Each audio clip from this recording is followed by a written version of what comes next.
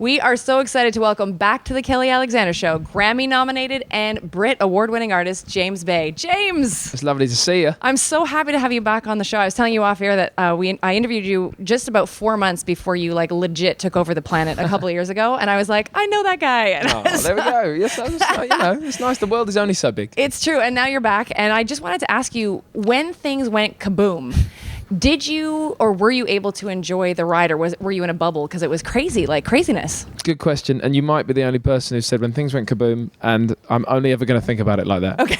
That's the greatest. Kaboom. Because I'm seeing like the old like Batman, 60s Batman kaboom thing. Yeah. It's good. I was able to enjoy it. It was incredible. Like, it's been an amazing ride, and I think I have, something I realised in hindsight was very important to me was, for example, my bass player, Tom. Mm-hmm. I've known him since I was 3. 3, okay. Yeah, he's my oldest friend, and having people like that around me is very important. My tour manager is somebody that's been with me since I was only opening up for other artists and not even doing my own shows, which was, a little while definitely before we met. And those people knew me before any of it. Mm-hmm. And you have to hold on to those people tight, because I think things can go to your head. I confess, I don't think I'm quite that person. I like to think I've got it together, and as exciting as all this is, I don't need to go sort of divering about being, too precious about anything. But it's been an amazing, amazing ride, and I try not to even talk about it too much in the past tense, because it's still happening.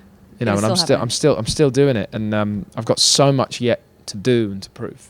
That should be your tagline, James Bay still happening. Oh yeah, there you go. Great. I love that. I like that. Now, I was watching videos online, you performing with Ed Sheeran, you performing with Justin Bieber, of course, at the Grammy. What was that like? Were you almost having to step outside yourself? Because, I mean, you're all contemporaries, but it's just, again, it just all went really quickly. Yeah. It was great. And they were those two occasions were actually quite different. Ed, the friendliest man on the planet. Yes.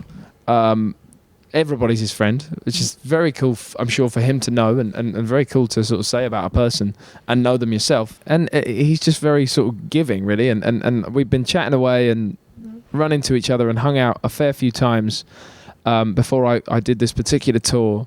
And we talked about getting up on stage together. He was kind of in America a lot while I was doing what was a UK tour.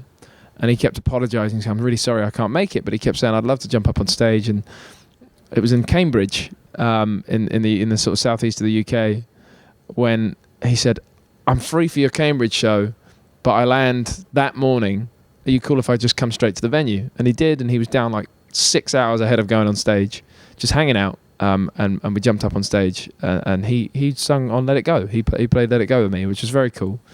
And he's doing all right. And so it's nice to see that. And I'm obviously everybody very proud of him and excited for him. So that was a whole, and that was wonderful. And that was a whole kind of different beast to performing with Justin Bieber, who I don't know very well at all. Like I haven't seen since. And we'd run into each other a few times before then, and our managers became friendly as well. And he was without a guitar player suddenly at that point in time, in the week leading up to that performance. And they got in touch and said, would James be up for playing? And so I obliged, and it was it was a load of fun, and he was very cool, and it was cool to hang out with, and it was it was a really cool thing to be able to say I did. You guys did a great job. Now, thank you. Were touring, it felt like forever, obviously, because you had so many singles and people were excited to hear them a gajillion times over. I wanted to ask you if it was difficult coming off the road, the transition from touring so much to then coming home to then, trying to transition to recording. Did you already have songs ready? How did that go? I didn't really have songs ready, and it was very strange transitioning. And it ended up being one of the things that really inspired my most recent record, my new record, kind of the most. There's this massive theme of unity sort of running through the sort of narratives on this new record, and the lyrics and that's a big part of the inspiration for this music. And I found that because I spent all that time touring in front of all these people, so with all these people, sharing all these moments. It was an enormous, very heightened sense of unity. And it got bigger and bigger and better and better, but as the venues got bigger, quite literally, And away from that, I was on a tour bus with a family of people. Like the people I was touring with, quickly they become family. You live in each other's pockets essentially, and it's the greatest thing ever. It's very sort of euphoric, very often, night after night. 20th of December 2016, stopped touring because it was time to go and work on new music, and I wanted to. I didn't want to be this jaded artist who was tired of his own songs, but it just got to the point where I wanted to put new songs into the set, so I needed to go and make them. I went home. Christmas happened. New Year's happened. I was chilling. I was embracing the downtime. Mm-hmm. January the 2nd, I was over it, and I was ready to I was essentially kind of desperate to get back out on the road, but that was never going to happen because there weren't new songs. Mm-hmm. And there had been invites to go elsewhere and carry on touring and go back to some of the same places and play bigger places again. But no, I said no. I need this new music. So. And the withdrawal symptoms of being away from that whole experience that I'd had for the previous 4 years affected me in a big way. And I was also looking out at the wider world outside of the bubble I'd lived in and seeing this sort of strangely divided place. It's quite kind of negative. Yes, there's lots of wonderful things going on in the world all the time, but you can't help but see the kind of negativity as well when you've been living in such a happy bubble. Mm-hmm. And so I found that once I'd written these songs, I'd had a lot to say about unity, the importance of being together, and how relationships are very bizarre, difficult things, but some of them might be important enough that they're worth fighting for. And that's a lot of what I've ended up sort of talking about on this new record. Did the new record flow out pretty quickly once you sort of buckled down and got going? Kind of, yeah. And here's the thing, I'm very proud of it. I think it's the greatest thing I've done yet. And on the one hand, of course I'd say that, but on the other hand, I can't actually say that so casually to somebody without really feeling it. It's hard to achieve though. You can spend basically most of your life making your first record, and you're not doing it really for anyone other than yourself. Suddenly I got all these fans to think about who adored the first record, but I'm an artist who needs to evolve. And I want to get back out on the road, so I didn't want to take too long, and I didn't want to take too long writing. So, for all the hard work, day and night, I was spending my time making this new record, writing these songs. You always need a bit of luck, and it came. So by the middle of 2017, the songs were written, and the rest of the year was about sort of finessing the sounds of the record and all of that. So that's what happened, but. It wasn't easy. It never is. I don't want it to be easy. Nothing great is easy. Yeah. But the luck involved made it so that it didn't take too long. Did the location of this recording also influence your sound? Because I know the first album I think was done in Nashville, right? It was. So then you were in East London this time? Right. The interesting thing about the first record is that I wrote most of it in London, but I went and recorded it in Nashville, particularly because Jakir King, who I got to make the first record with, he produced it, was somebody I was very excited to work with. He works out in Nashville. I didn't want to move him out of his comfort zone when I'd never even spent any time in a studio before when I was making my first record. So I made the first one in Nashville, yes, and it was a fantastic... Blackbird Studios, one of the top studios in the world. I'm sitting in this room with a guitar in my hand, making that record, and it's it's top of the range, everything. And it's also a really kind of nice creative atmosphere. So when it came to making the second record, I needed to kind of reconnect with the struggle. It's not easy making anything great, but you can't make it. Don't make it nice. Don't go and sit in some plush, lovely, delicious room, because all you're seeing is like luxury. Where's the struggle in that? So I don't find that inspiring either. I don't walk around in a tux. I need a pair of ripped jeans and a kind of old pair of sneakers, sort of thing. To get inspired, you need more grounded surroundings. So yeah, that's why there's a studio around the corner from my house, a basement studio. No daylight's getting in. You can get very lost in there and just sort of forget about sort of time and just focus really, and that's what I did, and it really helped. And kind of doing that at home in London, when you're so at home, you know, I like where I live, yes, but like it doesn't blow me away. Okay. So you can't have any of that stuff when you're trying to really create something great, because it will sort of sidetrack you. For sure. And it might make you sort of forget how lucky you are. I need to feel that. I need to be reminded of that. It's not like I don't realize it, but I think I've made my point a couple of times, but you know what I mean? I'd rather not be looking at the Brit Award I've won while I'm making the music. Yeah. I'd rather find greatness out of hard work and struggle, because that's when it really is great.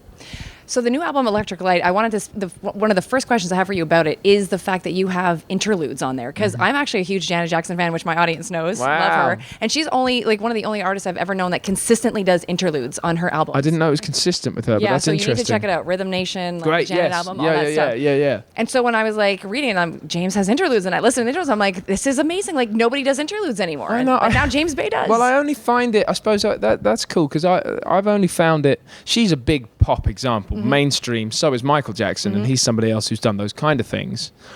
And I've only ever seen it, I suppose. Yeah, we see it there. We don't see it in all like mainstream pop. I think it gets cut out of a lot of, because it's too artistic usually, and it's like mainstream radio, top 40 pop is about cutting to the chase, so it won't get played. So I found it from other artists. Frank Ocean is one of the artists that inspired that kind of thing, as is someone like David Bowie, who is a timeless classic of an artist, but sort of took many decades to get to that place, because he's stayed true to his like artistic self and never sort of tried to just do it for the masses. He just happens to have made great music that huge amounts of people have responded to and reacted to.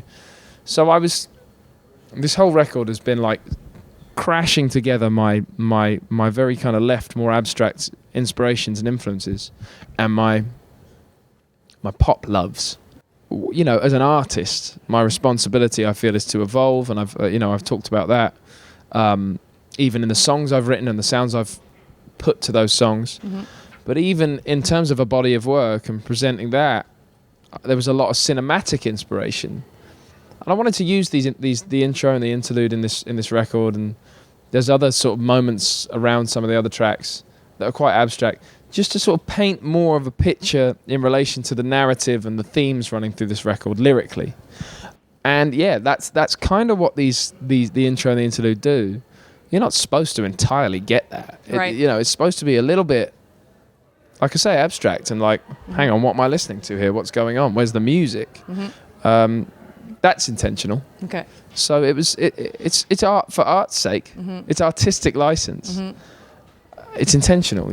It's just a kind of above and beyond your standard 21st century like record. Now, I wanted to know too, because as I was listening to the disc, obviously there's like rock influences for sure, but I definitely noticed the R&B flavor in there. How intentional was that for you to head a little bit more in that direction? Very. I've always loved the kind of guitar heavy rock and roll side of pop music and side of all music, and I've always loved the soulful kind of R&B side of music as well. Music, I think it's supposed to be a little bit narrow-minded, or kind of confined when we speak broadly about artists and music. We don't have the time to get into the details, so we'll say so and so is like this one and this one, and that's all we really kind of have time to do. Knowing that and understanding and appreciating that, I think one of the other reasons I wanted to sort of dive into and sort of delve into my R&B influences and my heavier kind of rock influences is to just show people kind of what I love and who I am as an artist beyond the slightly more confined lane I'd been put into. Right. As far as stereotyping and pigeonholing kind of goes, I'd rather be put in sort of boxes than people go, no, I don't know. Because you want to be approachable. I do. I want my music to reach more and more and more and more people.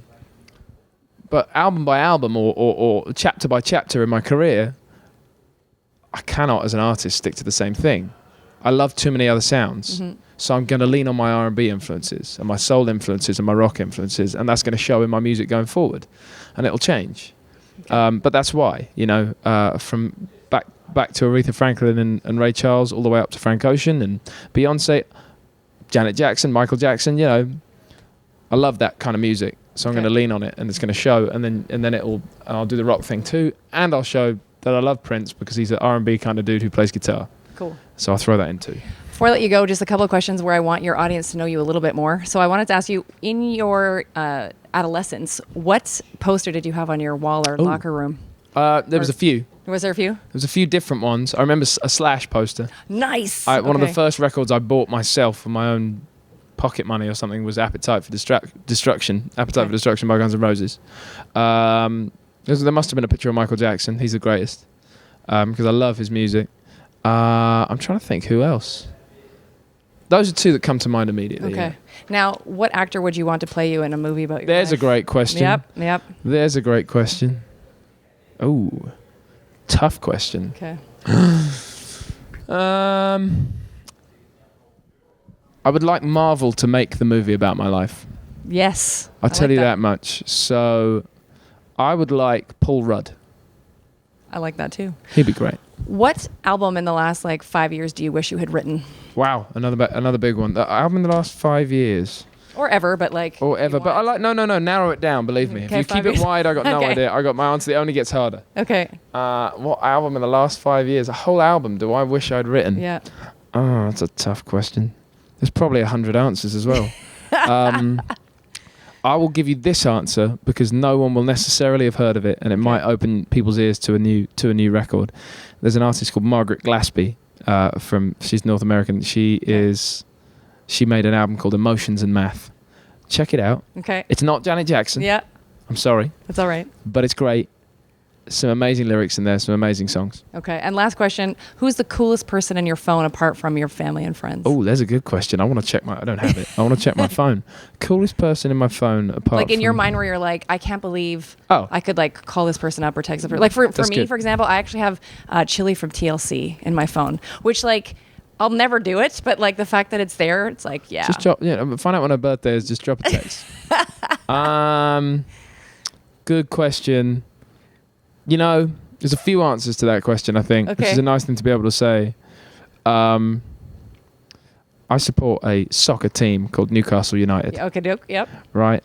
Because when I was a kid, they were one of the best teams in the world. Mm-hmm. They're still brilliant. Mm-hmm. And they were home to one of the greatest strikers of all time. Mm-hmm. He's the guy who, in the Premier League, he still holds the record for the most goals scored. He was the captain of Newcastle United. His name is Alan Shearer, and I have his number, and I talk to him relatively regularly about the state of the club and how we're doing, and that for 6-year-old me, that's one of the coolest things of all time. That is awesome. Easily. So I am so proud of you, if I can say that. I hope that doesn't sound condescending, No. but I'm so happy, the ride you've been on, and it's a joy to have you back on the show. Oh. So best of luck, and you're welcome back anytime. I'll see you again, yeah. I hope so. Nice to see you. James Bay hanging out on the Kelly Alexander Show.